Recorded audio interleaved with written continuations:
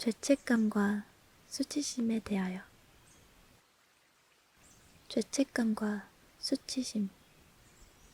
둘 다 정말 강한 감정이고 우리의 생각, 행동에 많은 영향을 주고 있는 감정이기도 합니다.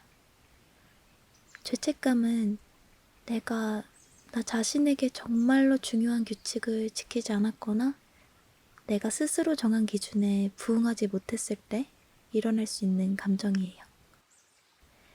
그리고 죄책감은 또 내가 어떤 일을 잘못했거나 뭔가 내게 요구된 일을 잘 처리하지 못한 것에 대한 자책감에서 비롯되기도 합니다. 죄책감을 느낄 때 우리 스스로 종종 이런 말을 하곤 합니다. 내가 더 잘했어야 됐어. 친구한테 그렇게 화내지 말았어야 됐어. 또는 내가 말을 이렇게 했어야 됐는데 등등. 반면 수치심은 강한 죄책감, 창피함, 그리고 나는 아무런 가치가 없다라고 드는 생각에 의해 야기되는 아주 고통스러운 감정입니다. 수치심은 다른 사람들의 행동과 관련이 있을 수도 있고 또는 우리가 회피하고 싶은 우리만의 비밀과 깊은 관련이 있을 수도 있습니다.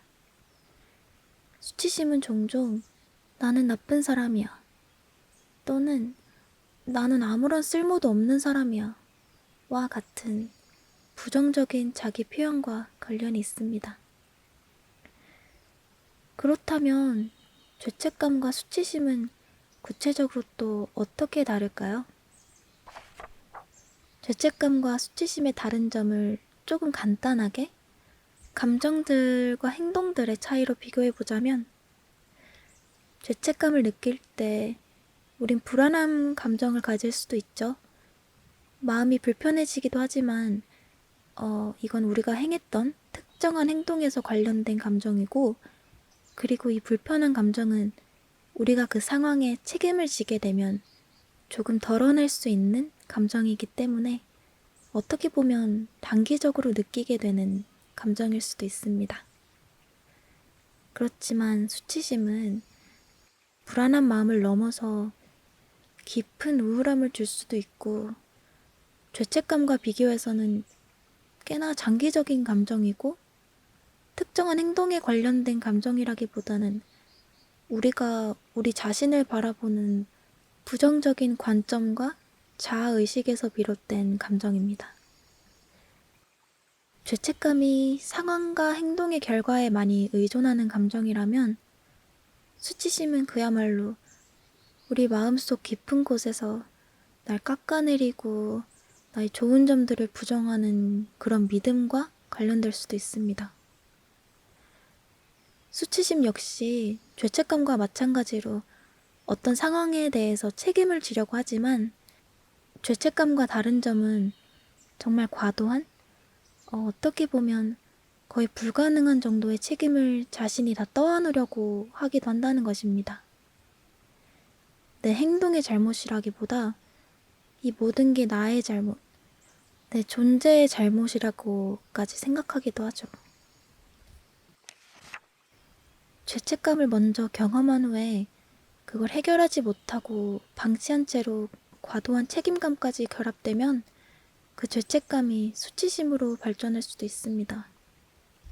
죄책감은 주로 내가 그랬어야 했는데, 내가 이렇게 했어야 됐는데 같은 생각과 연관되어지지만 수치심은 난 나쁜 사람이다, 나는 아주 쓸모없는 사람이야 와 같은 자기 자신에 대한 믿음과 관점 쪽으로 관련이 있기 때문입니다. 적당한 불안감을 갖는 게 우리 생활에 도움이 되듯이 모든 죄책감이 건강하지 않은 건 아닙니다. 적당한 그리고 적절한 죄책감을 갖는 것은 어떻게 보면 좋기도 하고 도움이 될 수도 있어요. 어느 정도의 죄책감은 앞으로의 행동을 바로잡는 데 도움을 줄 수도 있고 우리 사회가 더욱더 건강하게 발전하기 위해서 필요하기 때문입니다. 하지만 문제는 개인이 너무 지나친 죄책감에 시달리고 너무 많은 책임을 떠맡을 때 발생합니다. 그 상태로 우울증과 감당할 수 없는 불안감으로 이어질 수도 있기 때문이에요. 죄책감과 수치심을 극복하는 것은 자신이 겪고 있는 공경에서 벗어나게 하거나 아니면 이전의 행동을 다 잊어버리라는 그런 의미가 아닙니다. 오히려 이 극복한다라는 것은 우리가 가진 각자의 도덕적 기준과 양심에 더 가까이 다가가게 도와주는 방법입니다. 그래서 수치심과 죄책감을 극복하는 것은 우리 행동에 대해 누구나 납득할 수 있는 적절한 책임을 지고 우리가 느끼는 감정들과 정서적인 균형을 이루는 것을 의미합니다. 그러기 위해서는 우리가 알아둬야 할 몇 가지 방법들이 있어요. 먼저 우리가 죄책감을 느끼는 그때 그 행동, 말, 그리고 상황의 무게가 실제로는 얼마였는가에 대해서 알아봅니다. 무게를 알아본다는 뜻은 그 일이 정말 내가 이렇게까지 죄책감이나 수치심을 느낄 만한 일이었는지, 지금 내가 나를 비판하는 기준이 정말 타당한지, 혹시 내가 지키려는 규칙이나 가치관을 다른 사람들보다 훨씬 높은 기준으로 나 자신한테 강요하고 있는 건 아닌지, 여러분이 부당하게 자신을 비판하고 있는지 등등을 알아보기 위해서 내 스스로에게 질문을 하는 방법입니다. 지금 수치심이나 죄책감을 느끼게 하는 상황들을 생각해 본 뒤 자신에게 다음과 같은 질문을 해보세요. 다른 사람들도 내가 생각하는 것만큼 그 상황을 심각하게 생각하고 있나요? 이 상황을 덜 심각하다고 생각하는 사람들도 있을까요? 그렇다면 그들은 왜 그렇게 생각할까요? 만약 이게 내 일이 아니라 내 친구가 그 상황에 책임을 지는 거라면 당신은 그 상황의 심각성을 다르게 혹은 더 가볍게 볼 가능성도 있을까요? 지금으로부터 한 달 후에는 그 상황이 과연 얼마나 중요하게 느껴질까요? 1년 후에는요? 그리고 5년 후에는요? 만약에 입장을 바꿔서 누군가가 나에게 그런 상황을 겪게 한다면 그 사람 역시도 지금 당신과 같은 감정을 느껴야 할 상황일까요? 그때 그 당시에 나는 내 행동이나 생각의 결과를 미리 알고 있었나요? 그 당시 내가 알고 있었던 것을 바탕으로 지금 내가 느끼는 이 감정들을 적용하는 게 과연 맞을까요?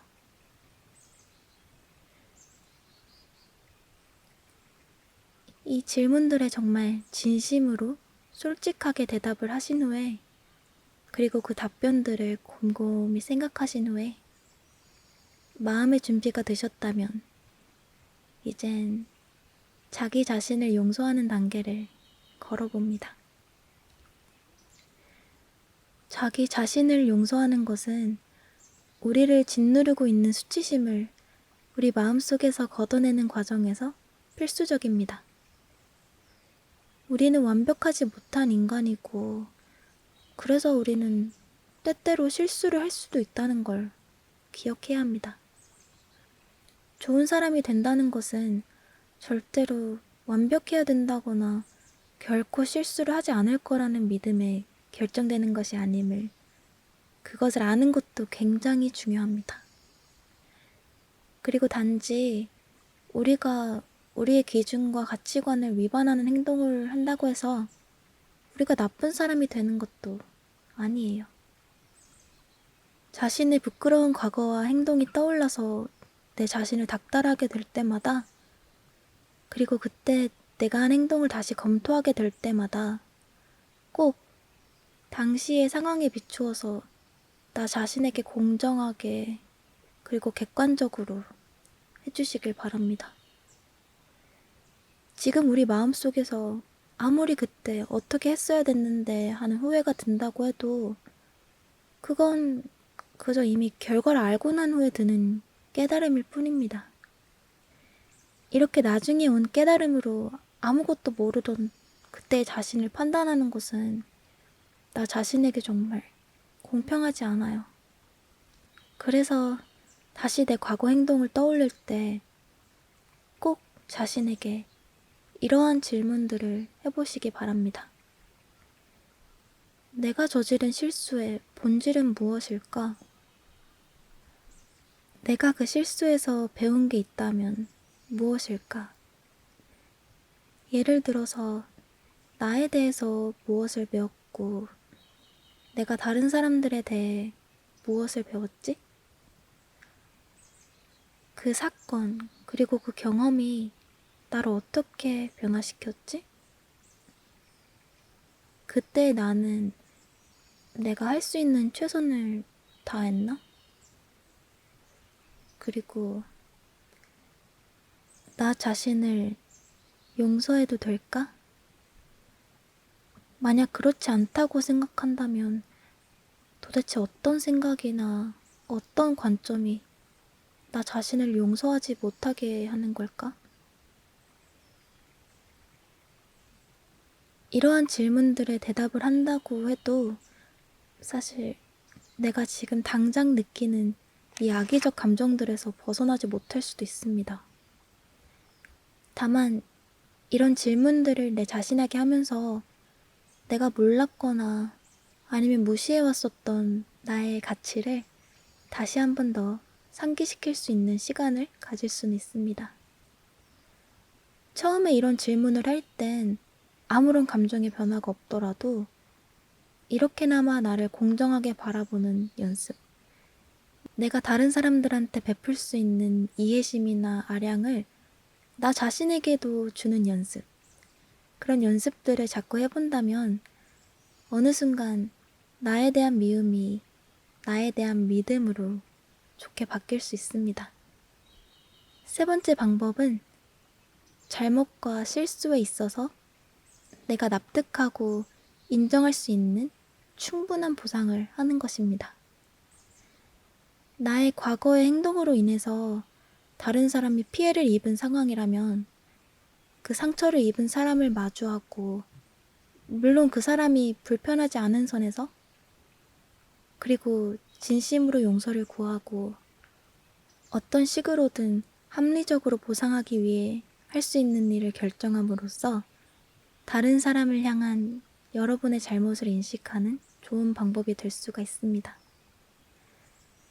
우리가 누군가의 삶에 변화를 준다고 느낄 때 우리는 그 감정을 통해서 소속감과 연결감을 얻기도 합니다.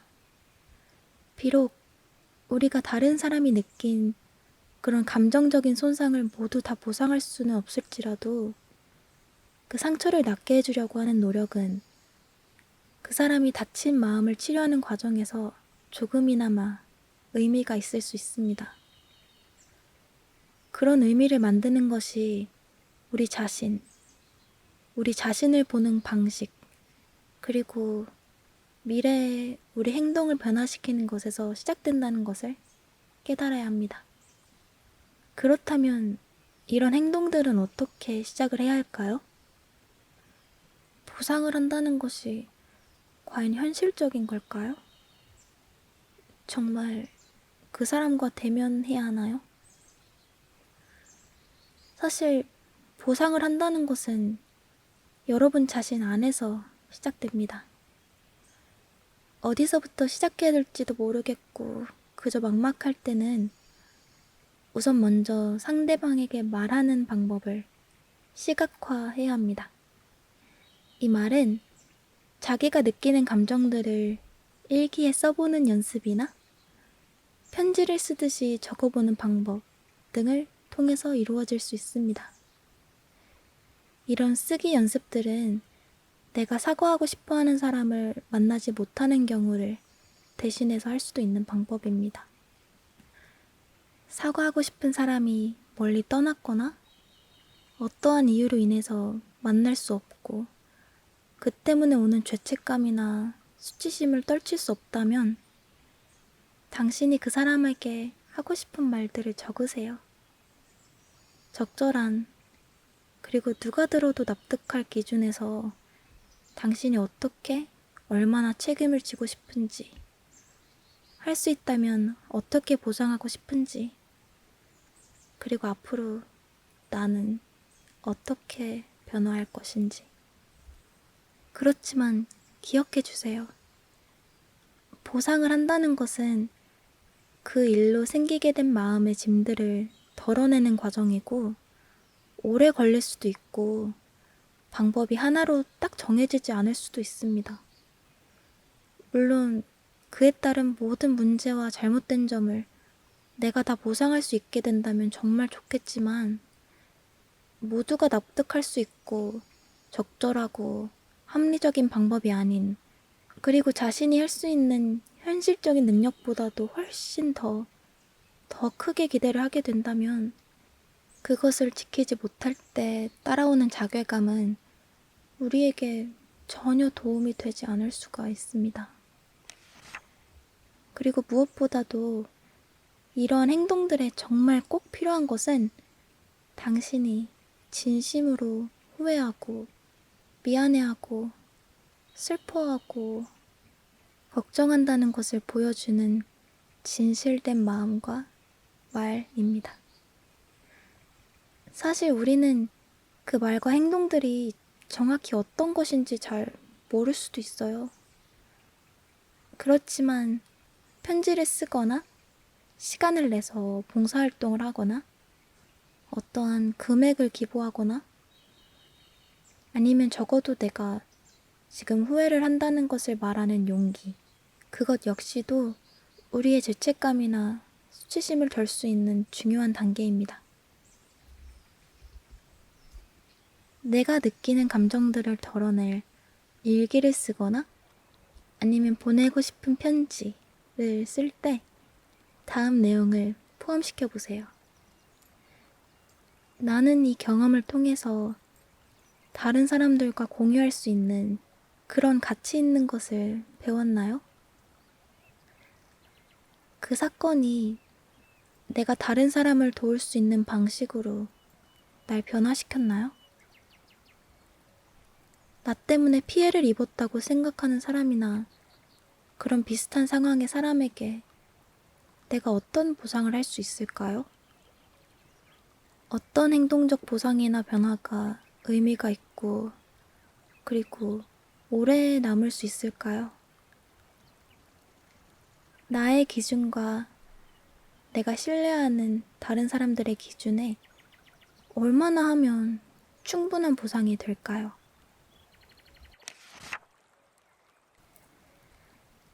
정말 복잡하고 아픈 감정들과 그걸 극복해 나가는 단계의 예를 정말 이렇게 간단하게 정리해 봤지만 사실은 훨씬 더 깊고 아픈 감정들이 바로 이 죄책감과 내 마음속 깊은 곳에서 올라오는 수치심이죠.